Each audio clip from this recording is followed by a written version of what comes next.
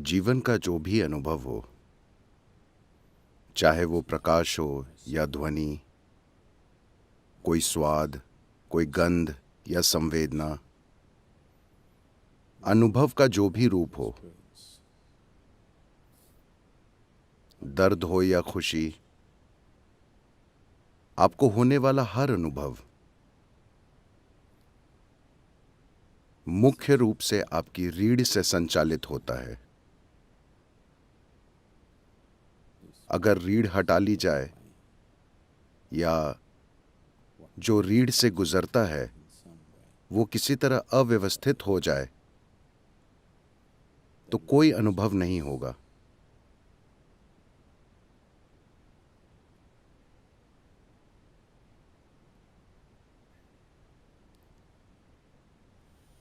We've always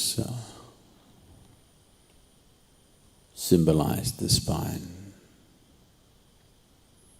as the axis of the universe. हमने हमेशा रीढ़ को ब्रह्मांड की धुरी के प्रतीक के रूप में देखा है। मुख्य रूप से आप ब्रह्मांड को सिर्फ अपने अनुभव के संदर्भ में ही जानते हैं। उसे जानने का कोई और तरीका नहीं है। आप अपने अनुभव के संदर्भ के बिना दुनिया में कुछ नहीं जानते। हाँ, आप समझे मैंने क्या कहा?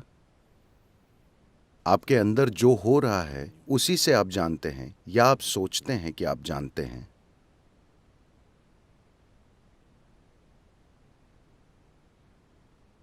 क्योंकि आप अस्तित्व को सिर्फ अपने अनुभव के संदर्भ में ही जानते हैं और आपके अनुभव का आधार वो है जो अभी आपकी रीढ़ से संचालित हो रहा है। तो रीढ़ को ब्रह्मांड की धुरी के रूप में देखा जाता है।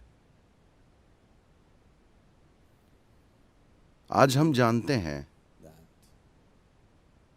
कि पूरा सौर मंडल एक छोटी सी बूंद है इस ब्रह्मांड में। कल सुबह अगर ये पूरा सौर मंडल गायब हो जाए तो कोई बड़ा खालीपन नहीं होगा, बस एक छोटा सा खाली स्थान होगा। बाकी ब्रह्मांड उस पर ध्यान भी नहीं देगा। ये इतना महत्वहीन है। इसलिए योग में वे एक अलग आयाम तक गए और कहा, आपकी रीढ़ ब्रह्मांड की धुरी है। वे इसलिए नहीं कहते क्योंकि वे मानते हैं कि आप ब्रह्मांड के बीच में मौजूद हैं,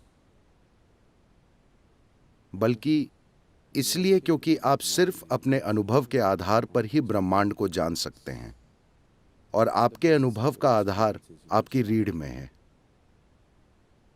अगर कोई इंसान वास्तव में चाहता है कि इस धरती पर अपने अनुभव की प्रकृति को 100% तय करे तो रीढ़ पर थोड़ी महारत हासिल करना जरूरी हो जाता है। जो इंसान अपने अनुभव की प्रकृति हर हाल में तय करता है वही अपने जीवन की पूरी क्षमता खोजने का साहस करेगा, क्योंकि वो किसी भी चीज में कदम रखने से नहीं हिचकिचाएगा।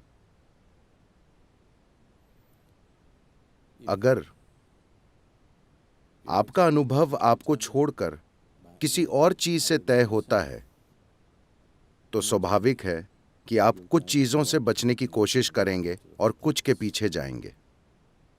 Whatever you consider जिन भी चीजों को आप अच्छे अनुभव को प्रेरित करने वाली मानते हैं, आप उनके पीछे जाएंगे।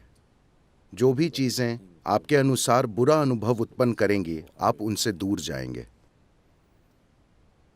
जब आपकी चेतना में यह विभाजन हो जाता है कि आप अस्तित्व को 2 भागों में बांट देते हैं, तो परम मिलन को जानना अनावश्यक रूप से मुश्किल हो जाता है। खुशी, प्रेम, आनंद पर इतना जोर इसलिए दिया जाता है ताकि आपका अनुभव किसी और चीज से तय न हो। अगर आप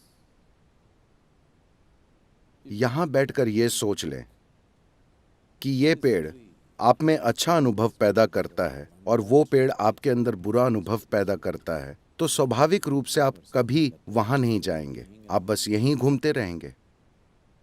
अभी यही हो रहा है। जीवन के हर पहलू के साथ यही हो रहा है। तो जब आप दुनिया को बांट देते हैं, लोग आपको मूर्खतापूर्ण चीजें बता रहे हैं कि आपको अपने दुश्मनों से प्यार करना चाहिए। मुझे नहीं समझ आता कि जीवन को इतना कठिन क्यों बनाया जाए।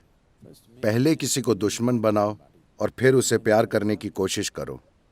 यह बहुत मुश्किल है। क्या यह बहुत मुश्किल नहीं है? अगर आप उसे दुश्मन न बनाएं तो यह आसान होगा। उसे दुश्मन बनाओ और फिर उसे प्यार करने की कोशिश करो। यह एक असंभव शर्त है, नहीं? वे हमेशा आपके लिए असंभव चीजें तय करना चाहते हैं ताकि आप लगातार वहां जाएं। चलिए संभावनाओं पर नजर डालते हैं। सिवाय इसके कि आप दुनिया को न बांटें, दुनिया को गले लगाना बहुत मुश्किल है ना? अपनी चेतना में अगर आप बांट देते हैं कि ये मेरा है, ये मेरा नहीं है, तो हर चीज को अपनाने की कोशिश बहुत मुश्किल है। या तो सब कुछ मेरा है या कुछ भी मेरा नहीं है, ये ठीक है। कुछ भी मेरा नहीं है, ये एक मार्ग है, ये ठीक है। या सब कुछ मेरा है, ये ठीक है, ये काम करेगा, ये व्यवहारिक समाधान है। You are my enemy, but I love you. This is very, very difficult. It's a torture. तुम मेरे दुश्मन हो पर मैं तुम्हें प्यार करता हूं। ये बहुत ही मुश्किल है। ये एक यातना है। और दुनिया को विभाजित करने का आधार है कि कहीं एक चीज आपके भीतर सुखदता पैदा करती है तो दूसरी चीज अप्रियता। तभी आप दुनिया को विभाजित करते हैं, है ना?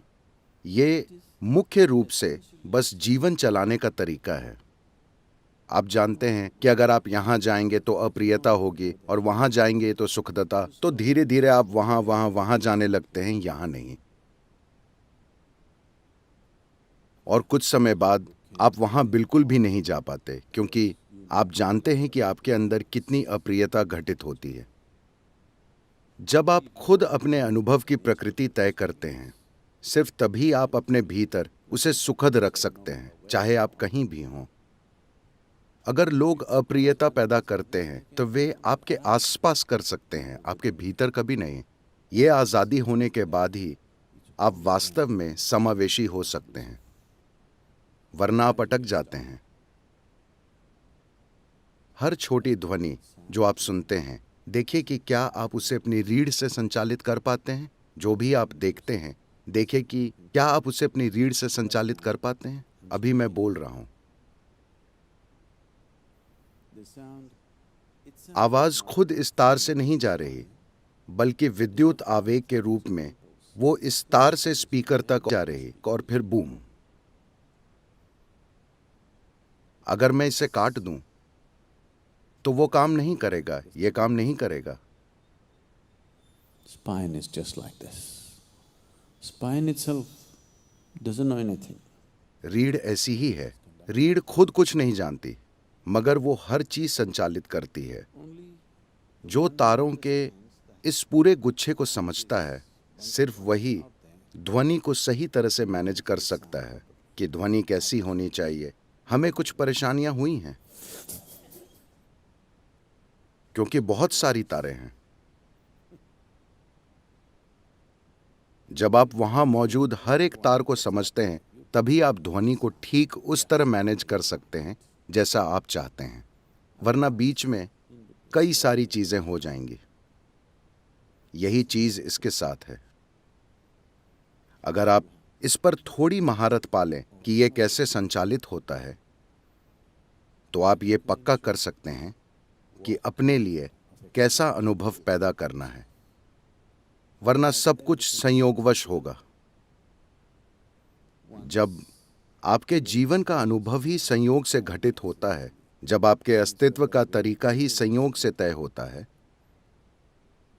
अगर आप यहां संयोग से मौजूद हैं, तो ये एक हो सकने वाली आपदा की तरह है।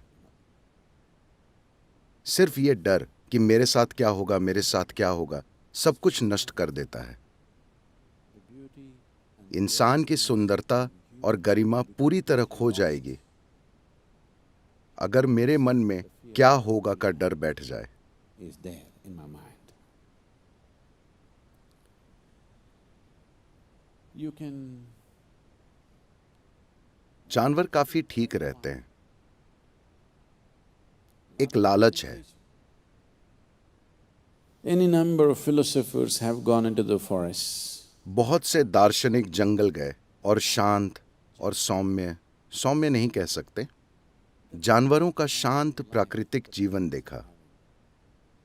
लोग इससे काफी आकर्षित हुए हैं और उन्होंने जंगल जाने और बिल्कुल उनकी तरह जीने की कोशिश की, सरल। ये आकर्षण बहुत बड़ा है मानव समाजों की उथल-पुथल के कारण।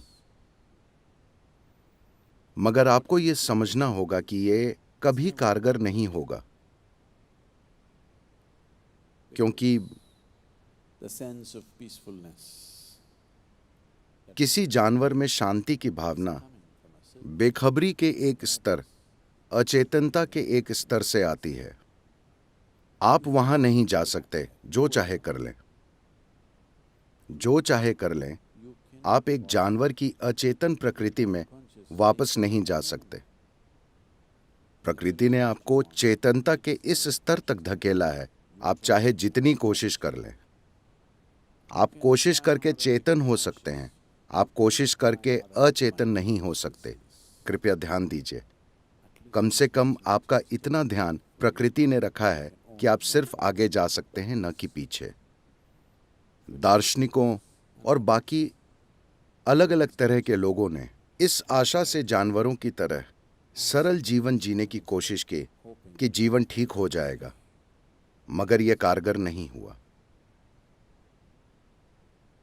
ऐसा होने की वजह बाहरी स्थिति की जटिलता नहीं है, वजह यह है कि हम अपने अनुभव की प्रकृति को अपने अंदर तय नहीं कर रहे हैं।